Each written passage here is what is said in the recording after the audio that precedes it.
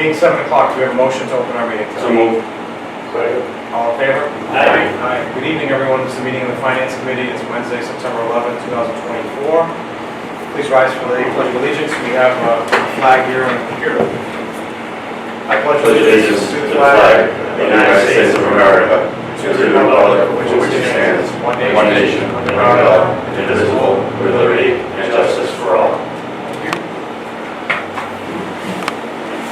Thank you, sir. Okay, and before we start,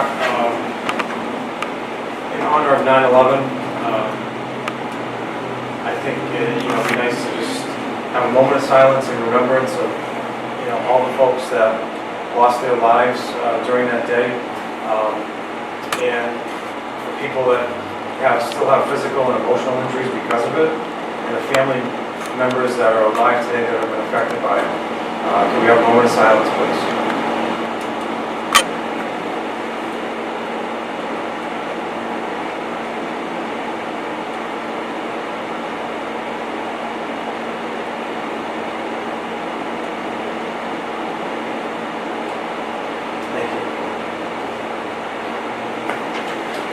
Okay, so tonight we are going to review and take votes on the articles that will be presented at our fall town meeting on September 30th. We'll go in order, so we're going to start. Everybody has their packets out, correct? Let's start with number one, and Mr. Kelly will give us an overview of each article as we go through. And then we'll take a vote on each one.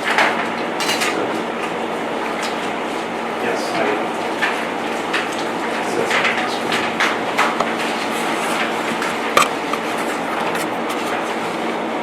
Mr. Kelly, whenever you're ready. Good evening. The Article 1 is payment of prior year bills. We have 3 bills and the retro payment for the fiscal year 23-24 for what we owe the police chief who is working without a contract as far as his buyout. And we are looking to raise and appropriate because it's $14,178 total. 2 police department, WB Mason office supplies, 1 conservation commission engineering fees, and then that payment I described. And we have enough room in the revised new growth figures are coming in at around 100,000. So we have enough room that we can cover it and raise and appropriate. And Mr. Kelly, like we had talked about last week, this is the end for unpaid bills, so we're not expecting any changes on it. I'm not expecting. I'll make a motion to accept Article 1 as presented. Second. We have a motion and a second. All in favor? Aye. Okay, motion passes unopposed. Article 2 is an interdepartmental transfer from the Assessors Department to town buildings of the FY25 budget.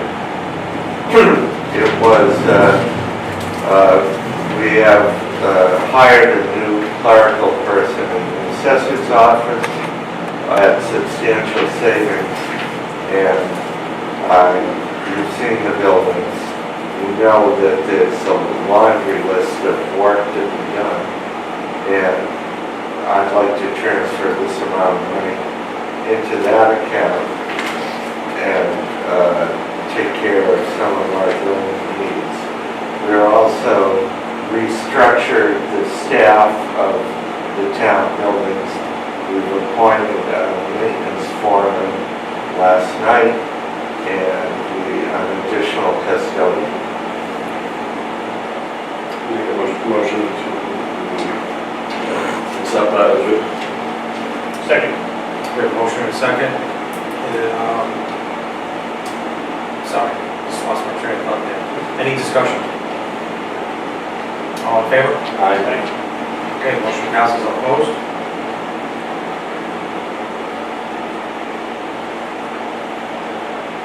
On to number 3.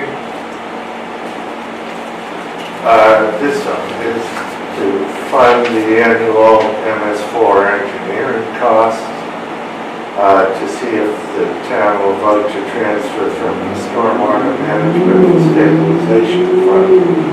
This fund was set up specifically for this purpose. We fund it out of free cash, and it keeps us current with our MS4 permit. It's the ideal way of taking care of these engineering costs without hitting the operational budget. This is going to be an annual engineering course. Every town has this. It's, for example, the engineering firm is mapping all the stormwater infrastructure of the town. It's going in, checking for leaks. It's also making sure we're updated as far as our maintenance plans. So it's going to be, you thinking it's going to be roughly around the same every year? 150,000?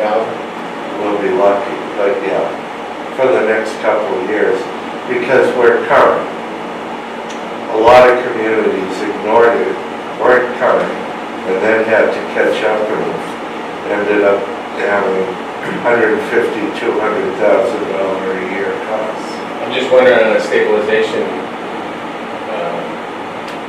would it make sense, should this be part of an operational budget? Rather than, if we're going to draw from stable, I don't know, how much is it? This is a special stabilization fund that was set up specifically to pay these engineering costs. And then we're going to put money back into the Well, stabilization? at various times, maybe not every year, you'll take free cash and replenish it.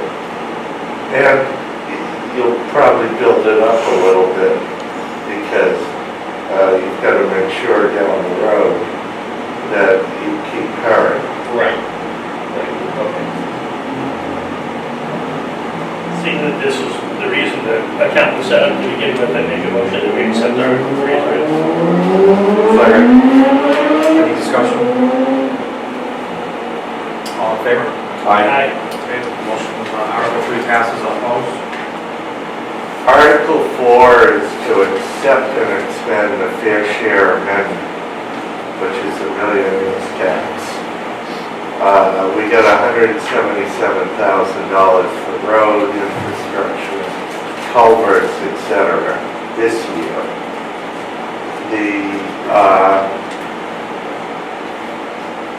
In the consent agenda in the annual meeting, you have an article that does the same as this article is proposing to do for Chapter 90 funds. This is identical to that. We are putting it forward because we have the money and we want to put it into the roads.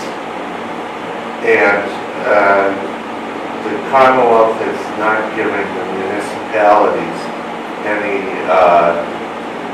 direction as to how we're supposed to accept and expend it. So we're just using the Chapter 90 model here and going forward with it because we have projects that need to get done. And you have to spend it by June 30. That was going to be my question. There's a restriction on how long you can keep those funds. Yeah. Mr. Kelly, do you have a rough idea of what the amount would be? 177,000.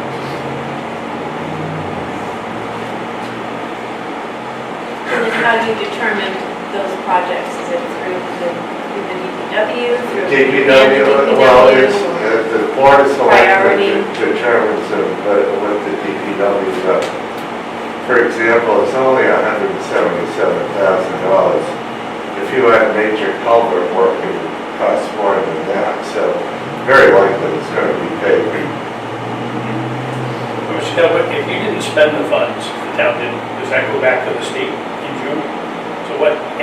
happens to those funds? Is it available for other municipalities to put in for? We don't know. An awful lot of the regulations or directions from the Commonwealth haven't come out yet. I'm just thinking if we can be proactive like we were with the other funds by having For projects our- ready to go. We have plenty of projects ready to go. We've bid a number of paving projects. I certainly don't want to see the funds go to other areas if they go back to the state. Which they would, Huh? which they would. More than likely. I'll make a motion. Second. We have a motion and a second, any discussion? Being no discussion, all in favor? Okay, the motion passes opposed. The next article is an article to amend section 3-1-2 of the special of the town charter with the special act being filed and sent to the legislature. This section,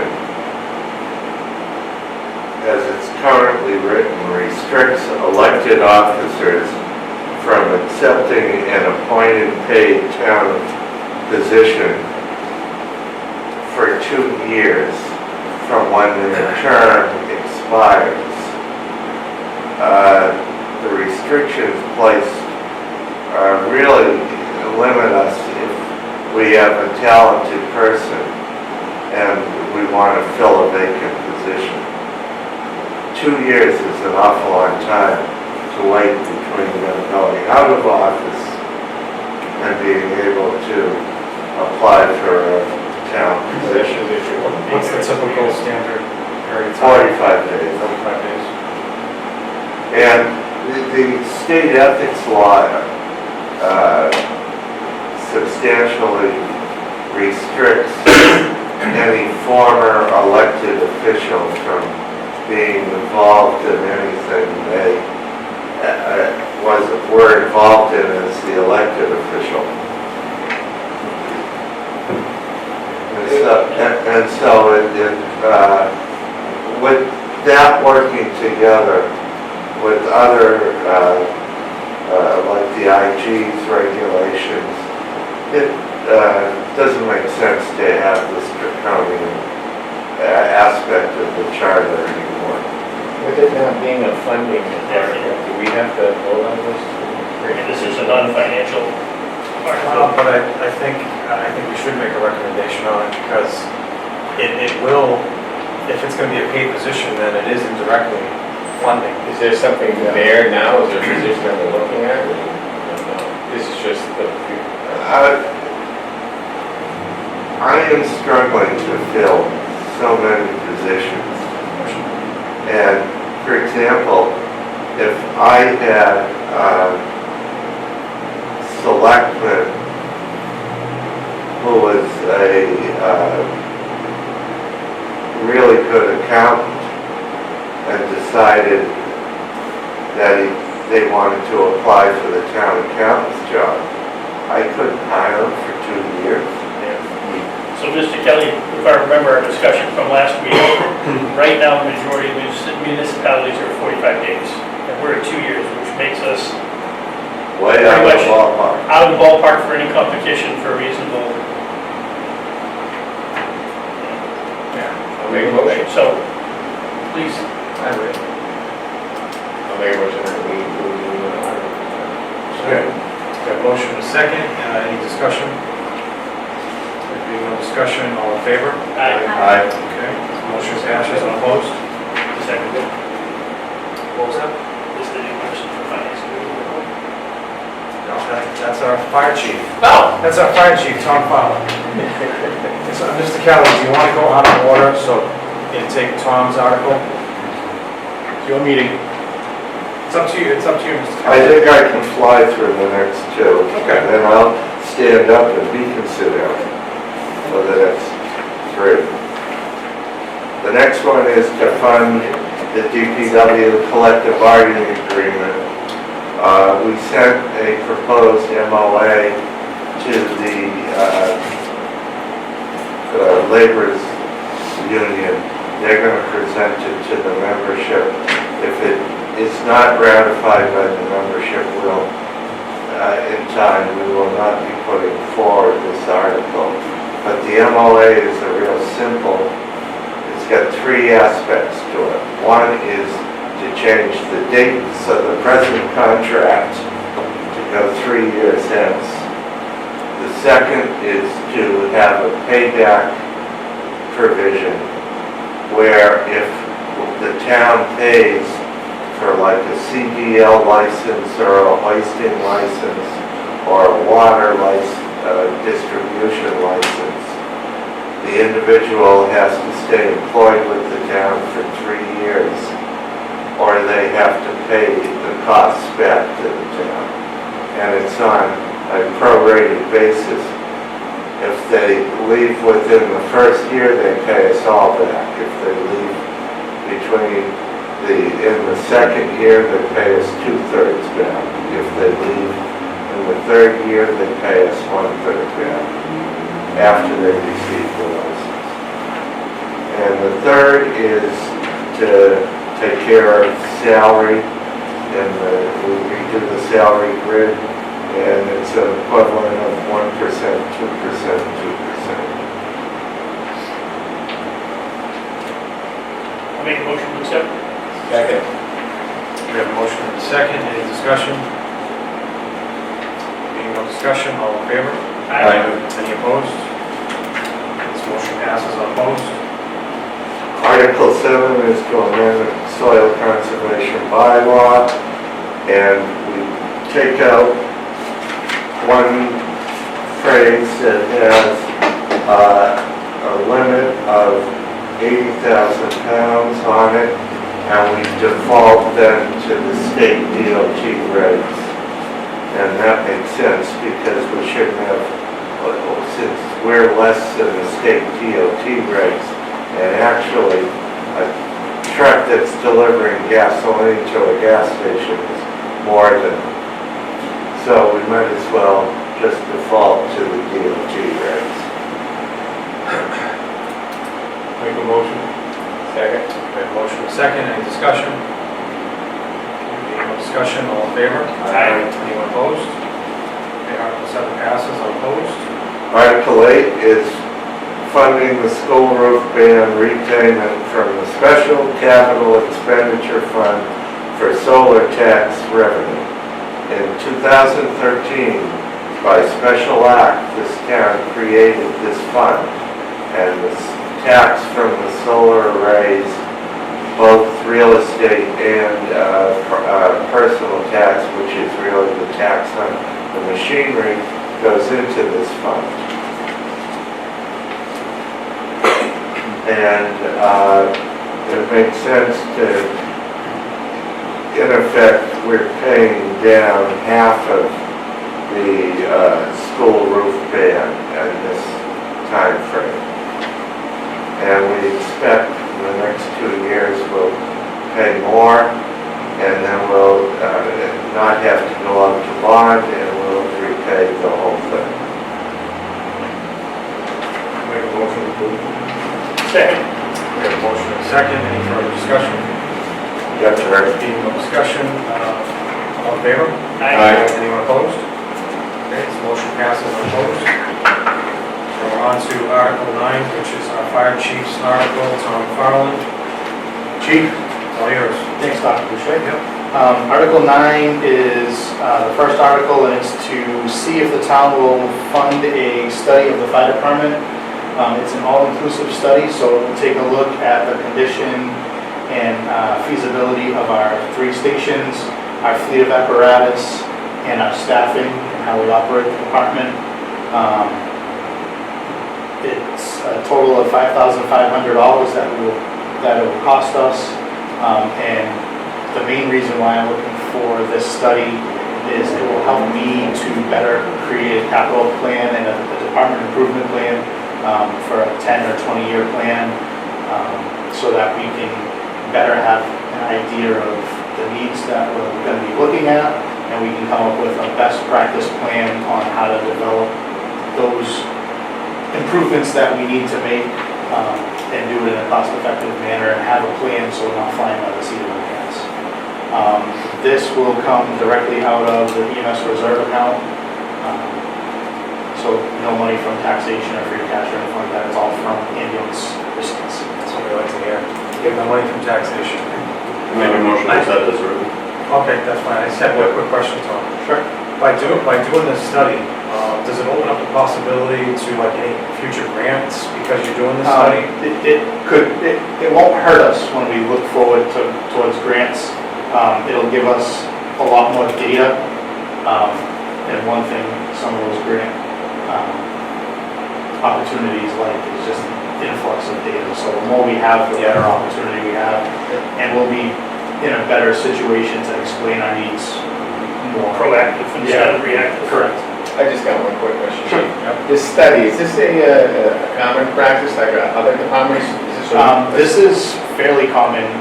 Most towns do studies throughout the course of time. We have one from 2001. Was the last one? Was the last one that we had here in town, of the study of the fire department. Right. And what you're hoping to get out of this is to help you for a long To range kind of help me create a 10 to 20 year plan so we know as we As move far as forward, staffing and as far as equipment staffing, replacement. equipment replacement, apparatus replacement, are our facilities in a good enough condition and large enough to accommodate what's coming down the road as far as the upgrades and apparatus, everything's getting bigger, nothing's getting smaller. So just kind of sets us up so we know what's coming and so that we know where we stand versus what expectations are. Who's going to conduct the study? So a lot of the data gathering will be done by myself, which is why the study is so cheap. And I know, that that is a it's, little amount. it's a company out of central Massachusetts that will then take all of the data, kind of put it through their computer system and spit out the report. I have nothing to do with the outcome. It'll be, Will this be released, public information, the results of it? absolutely. I would have no problem with going in front of the selectmen at a town meeting, providing the results. And How long does the study take? It should probably take, from the time of funding, anywhere from 6 to 9 months. I'll second the motion. Is there anything you're looking to see that is going to bring to our attention? Is there anything that you can foresee that might be an issue? I don't really see anything surprising that should come out of it. I've been very open with everybody about the condition of our apparatus and I don't think it's a surprise looking at our stations that we're woefully undersized for some of the equipment. I mean, everybody can drive by and see that there are trailers outside. We have different equipment outside, so it's more so to kind of, this is where we need to focus first and second and third. If anything might not be on the general public's horizon, but it might be in my brain for the last couple of years. It would be staffing. Right now, we currently have 2 full-timers around the clock. The second seat of the ambulance is filled by a part-time EMS staffer. Those are becoming increasingly harder and harder to staff, just based on everybody who works 2, 3 jobs in the business. So getting them to come to work here or apply here, it's becoming difficult. It causes overtime, or it causes myself to come in and cover shifts at certain times. So hopefully that can give us a better plan of how we can solve that for the call volume that we have. You had mentioned like buildings being looked at because the apparatus will be changing a bit bigger. Is that going to be a potential problem down the road as far as like station 1 and stuff? Or? There are several ideas that I've kicked around for many years prior to me becoming chief about how we can operate more efficiently. And facilities is one of those areas. We currently operate out of 3 facilities, 2 of them are staffed, 1 of them is not. And then, as you know, EMA is a separate building altogether. So I'd be curious to see what their suggestion is as far as that. Is it we take the 2 staff stations, remodel one of those 2 into something that houses everybody and all the equipment. I'm just curious to see what that leads to, but it might at some point down the road lead to us having to do something about the buildings. The way that they are right now, it makes interchanging some of the apparatus difficult. If only there was a study we could do about it. All right, so we have a motion and a second on Article 9. No further discussion, all in favor? Aye. No opposed, so motion passes unanimously. Article 10, given that anything we do facility-wise is going to be many, many years down the road and probably past my tenure as fire chief. Fire station number 3, which is the EMS facility at 60 Middle Road.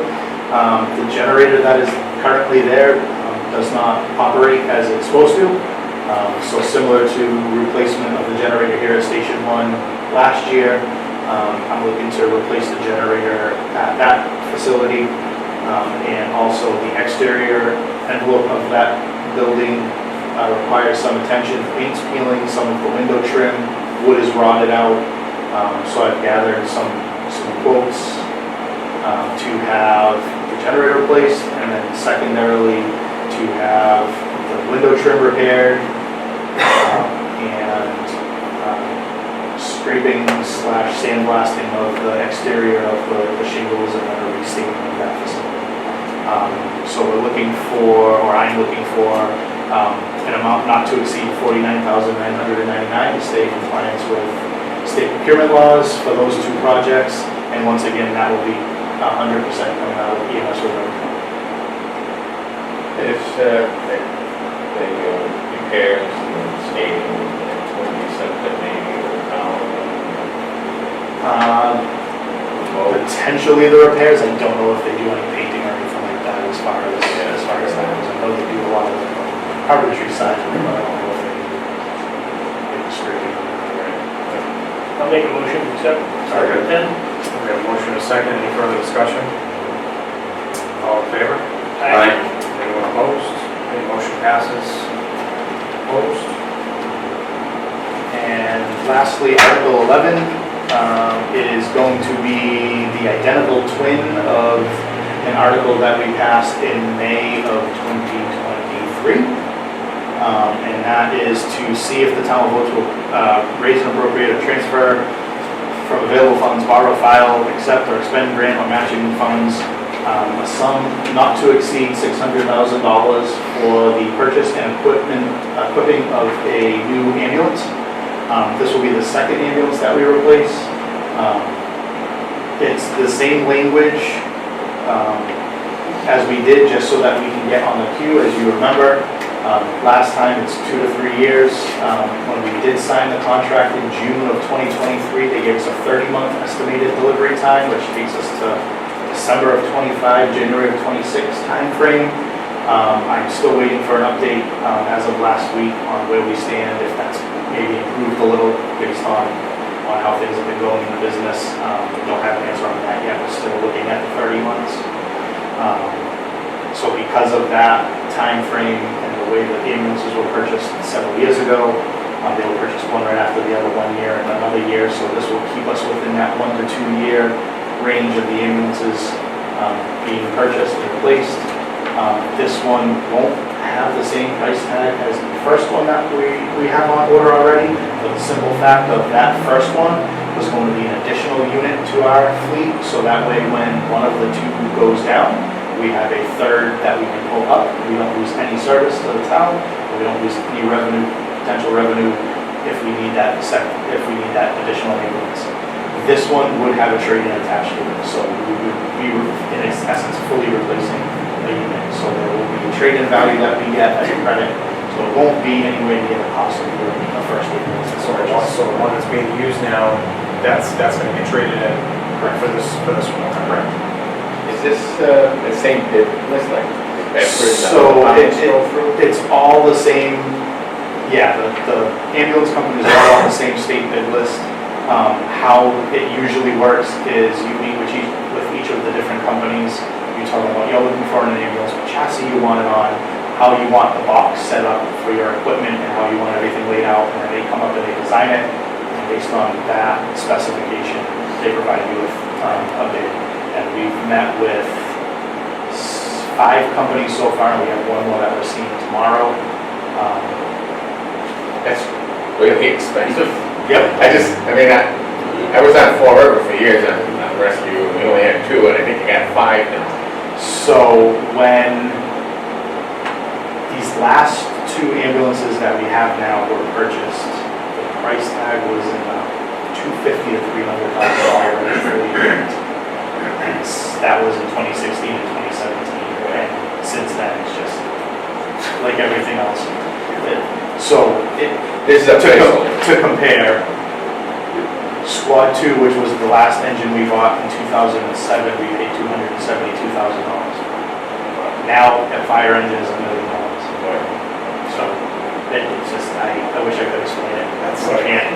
Yeah, it's like. Well, Dr. So- Shea can. So this is a place. I could give you my opinion on that, but I think I've done that quite a bit over the last few weeks. So to answer your question, yes, this is a placeholder to get us in queue so that we can sign a contract. And as I explained to the Board of Selectmen last night, it's not so much that the companies require us to have this in place. It's more so for me to have peace of mind and for Mr. Kelly and the board and for you guys to know that I didn't just go off and sign something I can't cash my check. And The Chief- plan for this, the plan for this in talking with the board is something very similar. We're going to be doing our best to use strictly EMS funding, whether that be a ban that we pay down principal yearly or pay half of it up front, and then ban the other half of the cost of the ambulance, and then in the next year we take from EMS reserve half of that or the full amount, depending on how business is. And, How much do you have in EMS? as of this morning, we're somewhere north of $950,000 currently. So Chief, looking at your numbers, the current ambulance you want to phase out is 7 years old. You got 2.5 years, 8 years old now. And you got 2.5 years waiting. So realistically, by the time we can replace it, if we go through with everything right now, we're already at 125% of useful life plus. Usually, yes. So Typical useful life is 8 to 10 years, depending on how often you use it. And if anybody's been anywhere near this center of town in the last probably 6 months, I would you think, know we don't stop. I would think when the new one that we ordered last year comes in, Correct. we replace So this one and will in reserve. end up being a reserve and only come out to play when something either Third unfortunately round. breaks Yeah. or when one goes out for routine maintenance or changes tires, things like that. So it's a good return on investment. I make a motion to accept Article 1. What's the current status of enforcement of that? Where are you standing on that? I'm waiting for an answer from the salesman. Still 15 months away. We're halfway through our 30-month window. I'll second the motion. All right, so we have a motion and a second. Any further discussion? All right, all in favor? Aye. Any opposed? Thanks, Chief. Thank you, Chief. gentlemen and ladies. Thank you, Chief. Thanks for coming in on September 11th. I wouldn't be anywhere else. Thank you.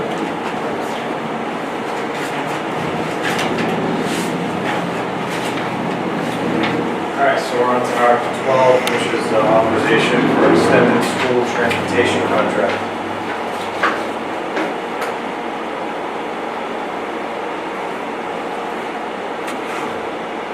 When the school district entered into the current bus contract, the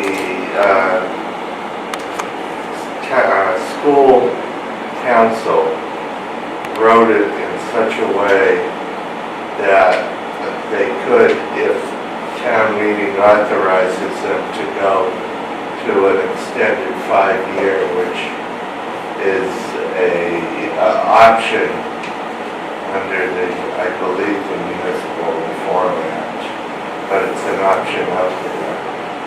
They wrote it in such a way, and now they're coming to us to look at, to see if town meeting will accept the contract contract going to the 5th year. The 3rd and 4th year will not cost any more. I'm sorry, the 4th and 5th year will not cost any more than the 3rd year. And there's an escalator, de-escalator clause for fuel in the contract. And when it was, according to what Patrick said last night, when it was set, it was higher than it is now, so they will probably be getting some money back on that. So we're looking at extending a contract out 2 years with no increase in the cost of In the services. base. But it also gives the option to opt out of the contract, correct? And if you want to go back into the marketplace and look at At another any deal. point. Have we ever had a 5-year contract with them? No, There's no, never been a 5-year contract? no, it's under the law. So yeah, the legality question, this has been vetted by legal. Yep.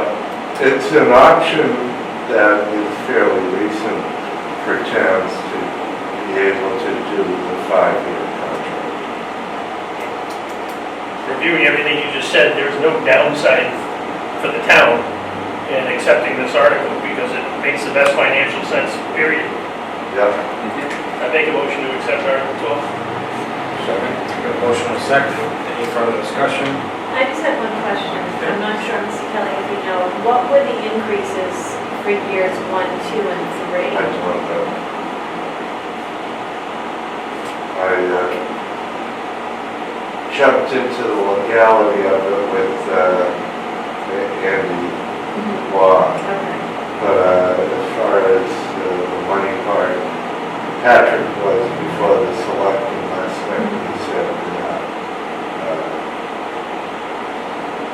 the 4th and 5th year makes sense. Correct, but then how much was the increase in year 1, 2, and 3? Well, and I'm For sure, 4 to 5 to be 0? I'm sure you know that it's a very closed shop Correct. that bid on school contracts. I've been I'm not part of the school world, so I can throw bricks. That I am of the suspicion that the companies meet and decide who's going to bid on what contract. Because it seems to come out that way when you look at it regionally. The transportation contract, that's not tied in with the driving contract, right? Is that the drivers, are they contracted through the busing company? Or are they Yes, bused yes. through the town? Yes, so in the town of Acushnet, the entire school bus services are contracted out to a vendor. Okay. And then that vendor hires Deals. drivers, Okay. pays They, maintenance, pays the fuel, buys the buses. yeah, they own the buses. Right. Okay.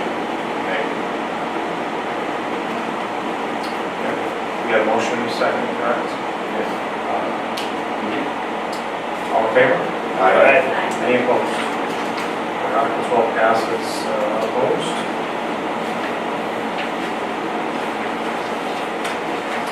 Article 13 is the transfer of funds from the Special Education Reserve Fund. It's basically to cover a deficit of $186,000, correct, Mr. Kelly? Correct. Now, this article, this was supposed to be on the annual town meeting, correct? Last year, and it didn't get put on there for some reason, so that's why it's on the special town meeting. My understanding originally was they didn't need it. And then they told us that they didn't need it on the warrant. And then after they worked on the budget, as you know, we had a structural deficit of over $1 million. And the money that I assume annually went into this fund from the circuit breaker was used to defray the deficit on the school side, I guess. Right, so, I mean, I was at the meeting, the board of selectmen meeting last night, and Patrick had given a good explanation, I thought. This is not gonna be a. We were never asked to include it after they said they didn't need it, but I will say that when we were working on the deficit, we gave the school a target number to come in at, if you remember. And I never saw the school budget. I just was told that their target number was met, and that's all I cared about in trying to balance the budget. You know, I think the point was made that this is not gonna be a usual and customary thing for this to happen, going forward.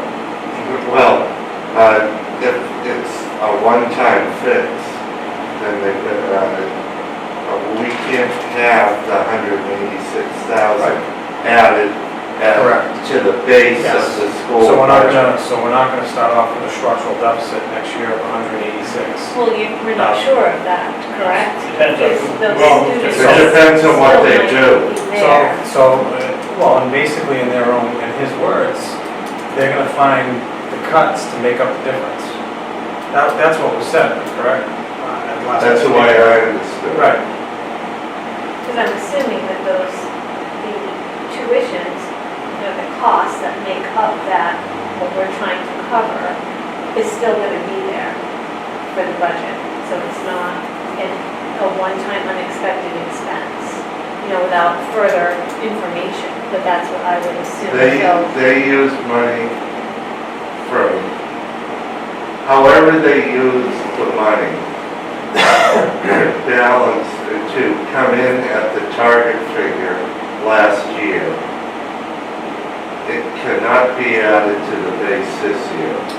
so from what I understand and from our meeting last year is that what you said where cuts had to be made, they were made with the thought that we can make it up by drawing on the special ed stabilization fund. So that being said, like I said, if those students are still in their placements, and a lot can happen. I mean, students can move out, they can move in, placements can change. A lot can happen in a school budget. So during the course of the year, you might be able to make that difference up, or you might not. So that actually leads me to my question on this is this something that could be voted on, that could be postponed until the spring town meeting? Because in thinking through that way, perhaps in September, you don't always have a good knowledge of where you're going to land in June. Students move in, they move out, positions are unfilled sometimes, you have salary savings, you could have staff come in at lower rates, so you could have, there's a lot of movement in the school budget. So my point is that, is this something that could be postponed until the spring? Because they're not going to run out of money between now and, say, April. Could that be postponed? And then maybe the number isn't, 186 they're looking at, maybe the number is lower rather than taking it out of stabilization. I mean, I don't know the particulars of the school budget in this regard, so that's my question would be, could you wait until the spring to have better information and not take over 50% of your stabilization fund? I don't know if that's an option, timing wise. I don't know if it's an option with the school. This was presented by the school committee, so it's up to them. And so I would say it's up to either this committee and the selectmen whether they move it or support it. But would it be able to be moved? Is it something that could be taken up in the spring in order to fund a budget deficit in 25? I have no problem if that was the way So the that, town wanted to go, but I would say that's a question for the school department. So if let's say we hold this right now, right? And we're gonna have a meeting right before the town meeting. And we get more information between now and then, we can take it up then. That's what I was gonna ask, are you planning to Yes. meet with the Yes. schools? No, no. Between now and the meeting, No, I mean, we can communicate, we can find out about this possibility between now and when we're gonna meet on the 30th. If we're gonna hold this, and we're not gonna take it up, not gonna take a vote on it. I would think that would be our best option, to put it on the hold. And I'll make a motion that we hold this. Look, I'm sure somebody from the school department's watching this meeting right now as we speak. And then they'll probably be able to answer it probably pretty quickly, I would imagine. I'll probably get an email tomorrow. So, we'll, There's no harm with us holding this anyway to the meeting before the meeting, right?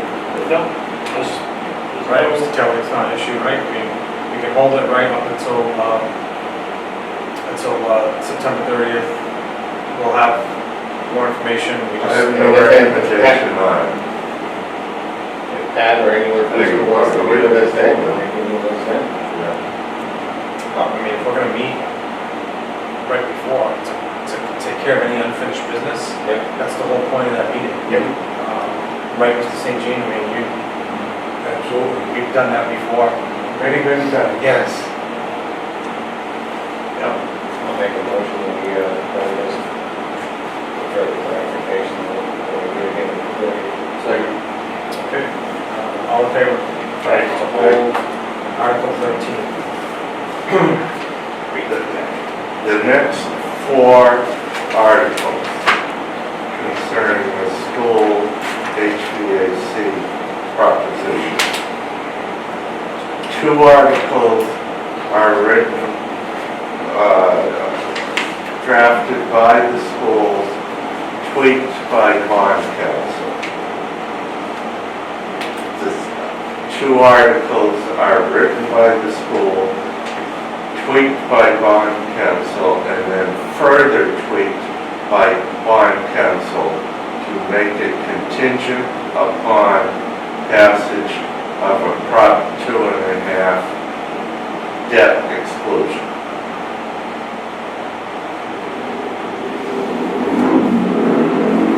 The Board of Selectmen is still looking to gain information on this.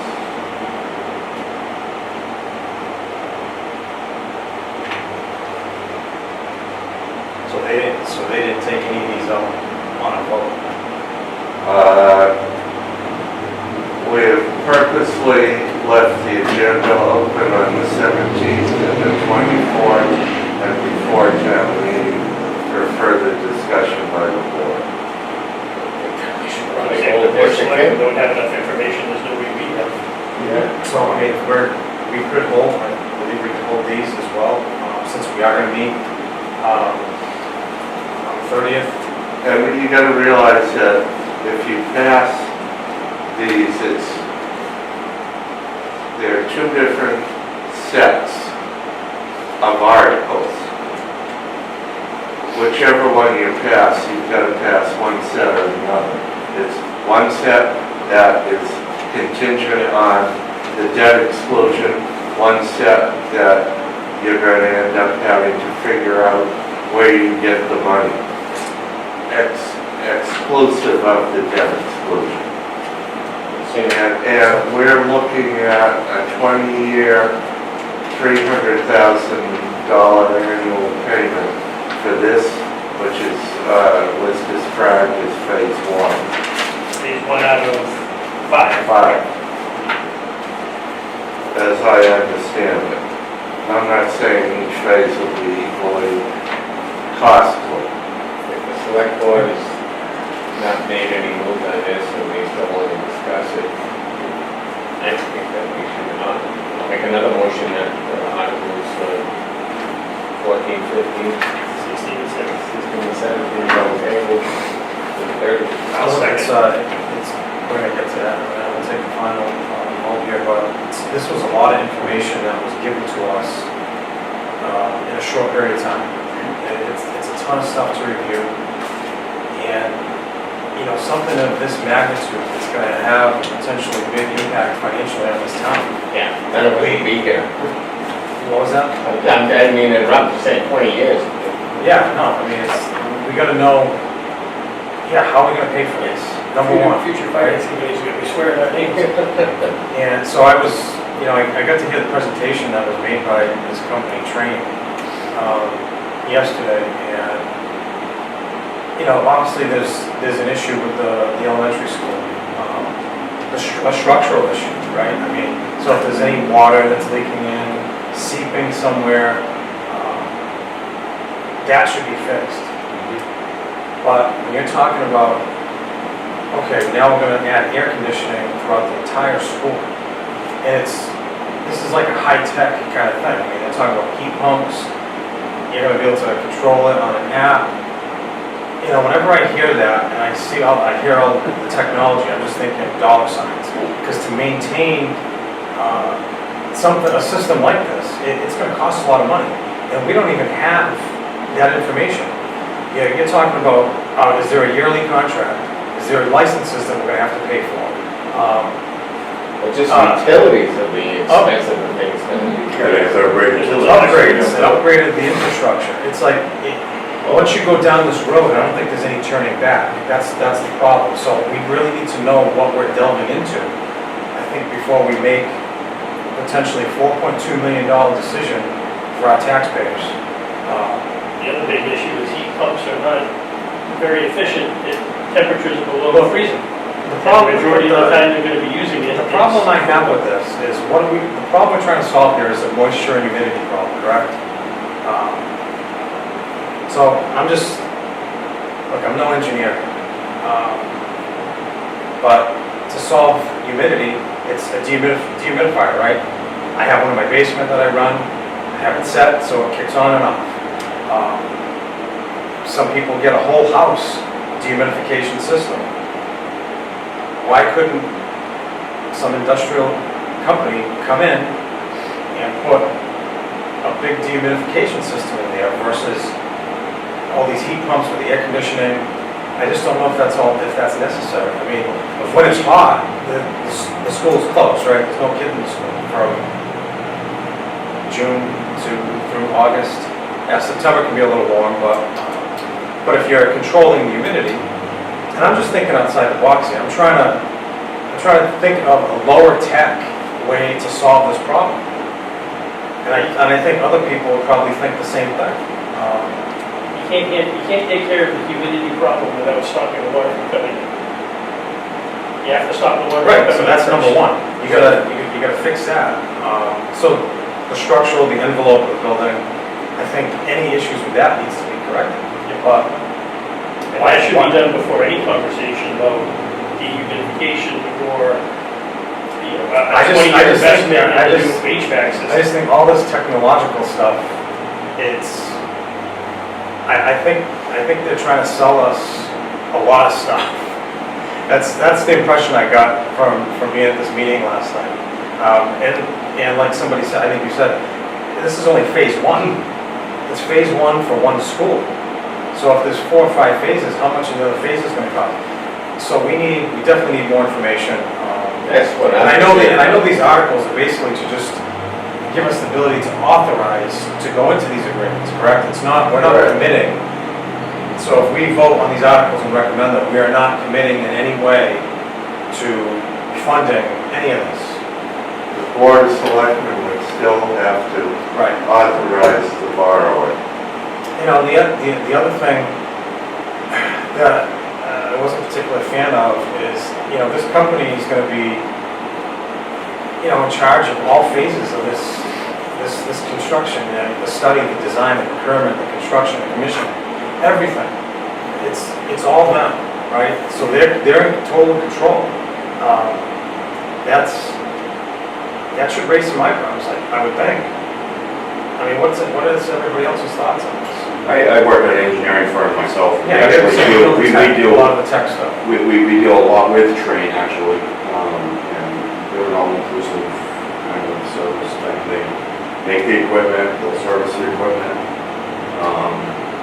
the systems, the building management systems. And I'm not sure, and I think I'd ask you this on the side about whether or not it is somebody at Train actually monitoring the building information So that was system? unknown. Or is it the maintenance guy at the school, or does he have to get certified and learn the software or whatever to maintain the system? Who's maintaining, the air handlers, who's maintaining, all the other equipment that's in there? Is it Train all exclusive? Look, when it That's comes the to- thing, we have no question. When it comes to technology, I think the school budget, the technology, the money being spent on technology in the school budget has like increased a lot over the last several A years. lot. I remember, I know it's a lot different when I was in school. 40 years ago, maybe. I'll go back to I don't even know if the kids use books anymore, right? Textbooks, probably not. Everything's on computers, and that's the this day and age we live in.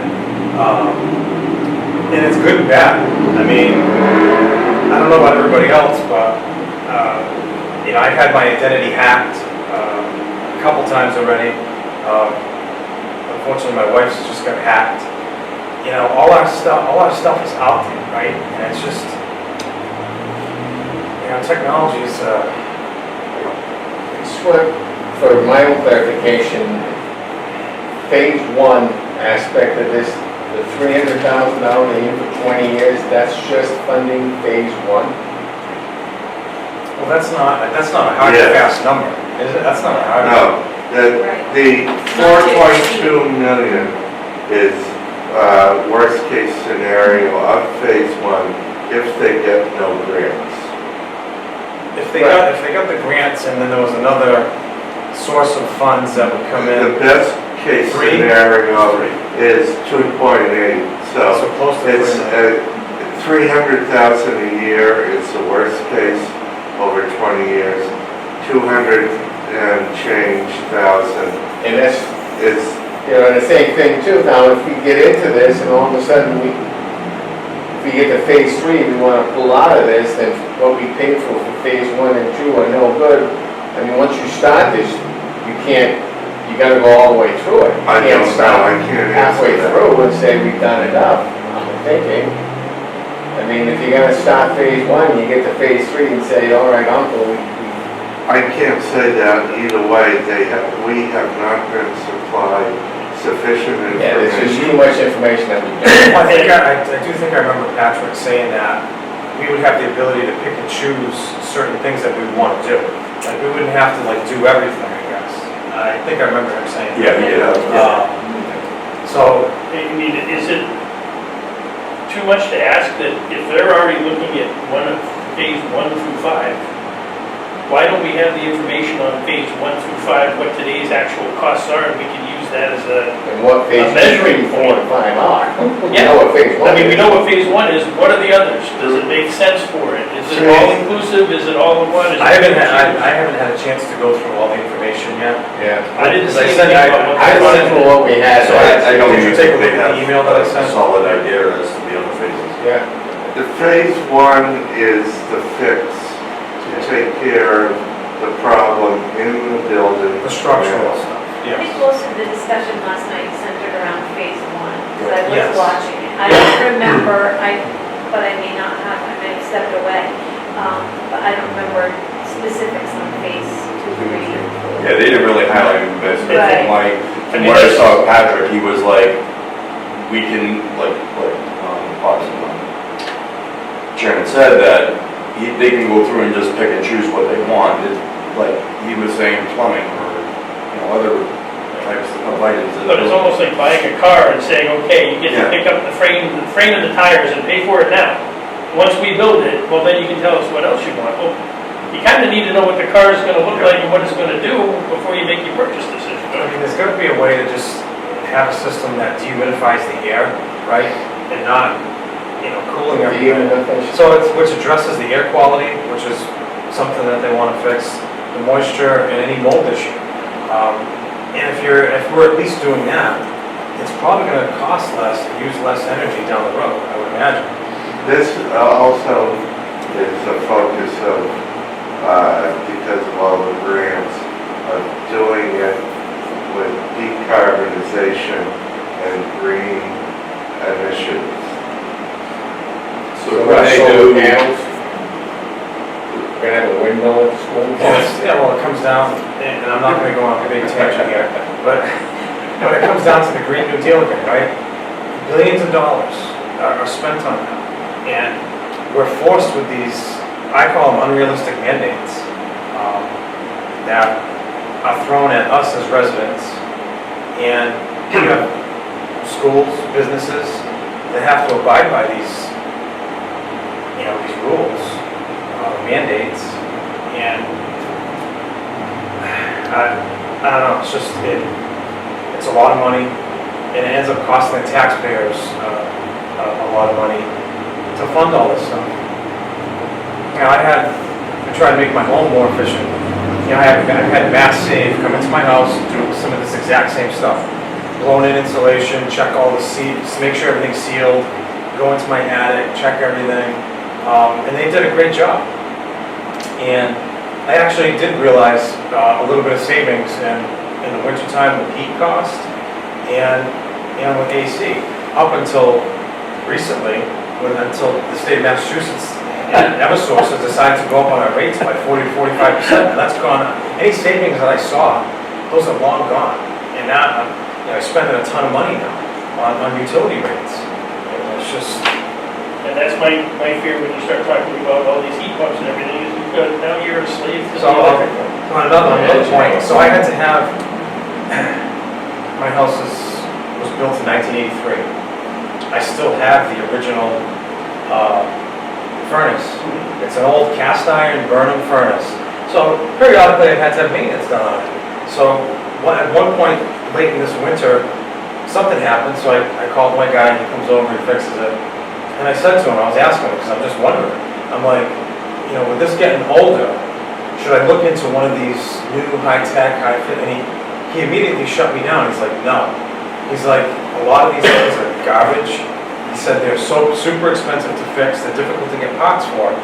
He said, you're better off keeping this one as long as you can, and then when you need a new one, replace it with another cast iron furnace. That's what he told me. This is a guy that works in the industry.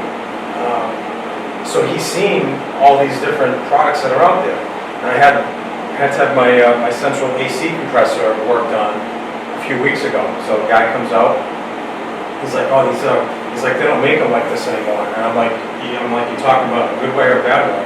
And he said, in a good way. He said the new ones are garbage compared to this. And he said they don't last. And because of the technology, it's more expensive to fix. So, and I'm not going to shut down. We need technology, right? We live in a technological world, but if there's a lower tech way to fix something, and it's not going to put any burden on our taxpayers, I think we need to evaluate everything fully. And you've got to look at the long-term cost of everything. If you had some type of large realized savings from the investment of putting in $4.2 million, okay, well, over time, you get those savings, it kind of covers itself. But if you're putting in all that money, and now it's going to cost you more money in utilities to actually get the same services you had before it, how much are we actually paying? It's not 4.2 if we're adding another $1 million worth of onto it in our electric. When they're gonna have to implement phase 2, implement phase 3, phase 4, phase 5. If that's in a short period of time, that's $300,000 a year, let's multiply it by 5. like, what if one of those phases is? They haven't defined any of that yet. Big Look at town budget last year. They're putting the lipstick on a piggly gas. So you look at 10% of the overall town budget. Doesn't make a lot of sense. And that's 60 bucks. Look, we want to have, we need to have healthy schools, a healthy environment for these schools, for these kids and these teachers. So, fix the immediate problem now. And if that can be done by, a different contractor who just deals with, water issues, then maybe go that way. Fix it that way instead of going down the road with this train company that's going to require all the technological things that are going to go with it. I don't know, it's just my opinion, just At the end get of the outside day, the box here. at the end of the day, it's all conjecture because we don't have even 20% of the information to make an informed decision on the articles. I mean, I got some information last night in the meeting, but it wasn't enough for me. You got some information on phase 1 of 5. If you had all the information on phase 1, you'd have 20%. Right? You don't even have that because we only have the first tip of the iceberg of what the rest of it is meant to do and what it entails. Well, I think I made a motion to. They identified the problem, the initial problem. I think it was, to my knowledge, maybe Mr. Kelly, I don't know if you're aware of it, I believe, wasn't it water seeping up from the foundation? I think there was multiple areas that moisture was getting in, not just from the, let's say, lower walls, but from Predominantly the upper walls before the roof was fixed. So if some of the concrete's getting porous over time, you're gonna get moisture that's gonna come in, through the wall, so. Also sealed concrete. Right, so there's gotta be companies out there that specialize in that kind of stuff. And that's a lower tech solution to fixing the problem, right? And that's number one, is you gotta keep the moisture out. And then number two, figure out a way to dehumidify the air, right? I mean, I know they got dehumidifiers, they're emptying them a lot right now, so they're doing their things to mitigate this as best they can. You know, they have some AC units running in different But areas. that's individual units versus Right. a comprehensive unit No, to do I air handling. understand that. I understand that. There is at least one ceiling dehumidifier in the building. That's been there for a few years. In one Yeah. section that was frequently had a lot of humidity. So there is one up in the ceiling. There could be more. Didn't they have like, during COVID, they had like a filtration system put in also? I don't know if it was a filtration system. I There remember was, that. all the little air They were purifiers. okay, I thought they were. System. The problem with the filtration system is as soon as you put those filters in, you need to draw up Change. larger Right, you need more. volume handling in order to get the same And type then of you're air. changing the filters and just that comes in manpower and, Motion made. So we had a motion regarding 14 through 17. Second. So we have a motion and a second to hold Articles 14 through 17. All in favor? Aye. Any opposed? And it passes to hold 14 through 17. So again, we can take these up if need be, right before. So I think we'll have to, right? Right before the special town meeting. I mean, unless select. The decides selectmen not to say they allow gotta it. put it all on hold and not even include it, right? Could they do that? The selectmen say we don't have enough information, it's not going into town meeting. Push it off. No, it's the two options are in the warrant, so they can be moved, but they can be tabled. They can be voted down. Pushed off, like Kristen said. And the selectmen are the exclusive authority, however, to go out and borrow the money. And that would have to be done at a future date. Yeah, and just to reiterate, this is a lot of information, and we have to have more knowledge of this before we can make an educated decision on something of this magnitude. And I think we also need a legal opinion on it. The authorization goes through and the school committee starts to progress. Are we nailed into a contract, which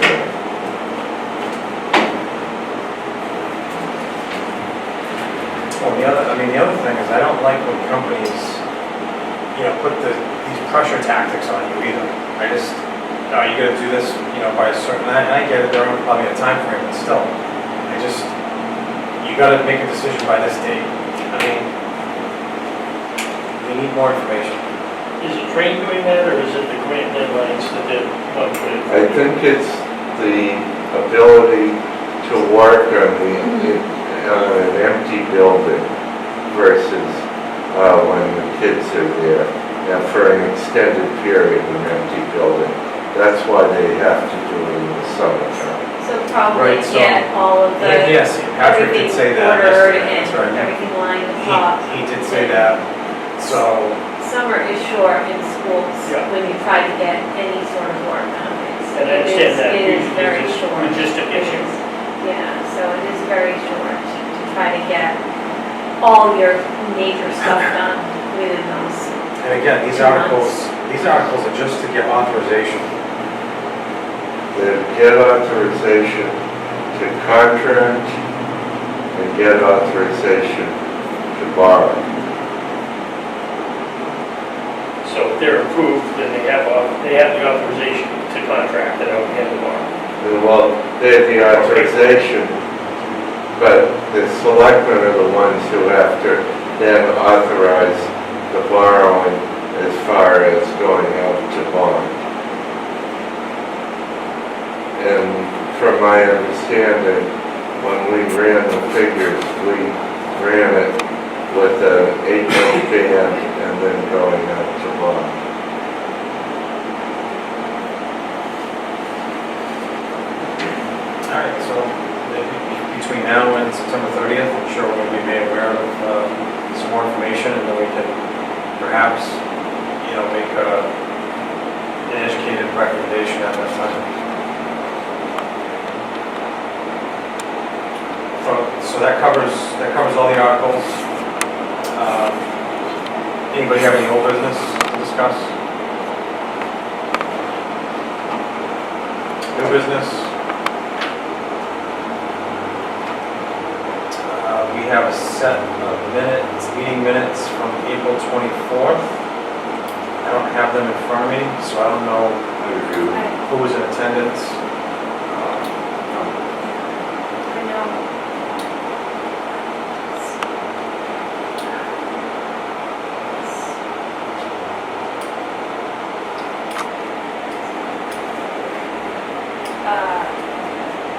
In attendance was Sue, Pete, Eric, Bob, Kristen, Bob St. Jean, Robert Ferrer, Robert St. Jean, Pete Benoit, Eric Chus, Delgado, and myself.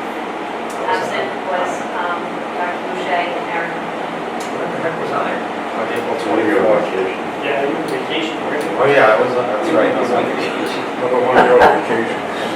I don't get many, so I gotta take advantage of them. All right, next meeting I day. reviewed the minutes. Oh, that's right, we're gonna make a motion, I'm sorry. So it's motion, is there a second? Second. All in favor? Aye. Okay, the minutes are approved. Next meeting date is gonna be September 30th, 6 o'clock. That would be, Ford Middle School? yeah, like we've done before, we do it right in the Ford Middle School library. You know, I've had the selectmen staff already notified the school for rooms for both the selectmen and the FinCom. okay. So we'd be, all right, so it doesn't matter, we're either in the library or a different room. We'll find out. Yeah, We can coordinate posting. okay. All right, Motion to adjourn. make a motion to adjourn, is there a second? Second. All in favor? Aye. We are adjourned.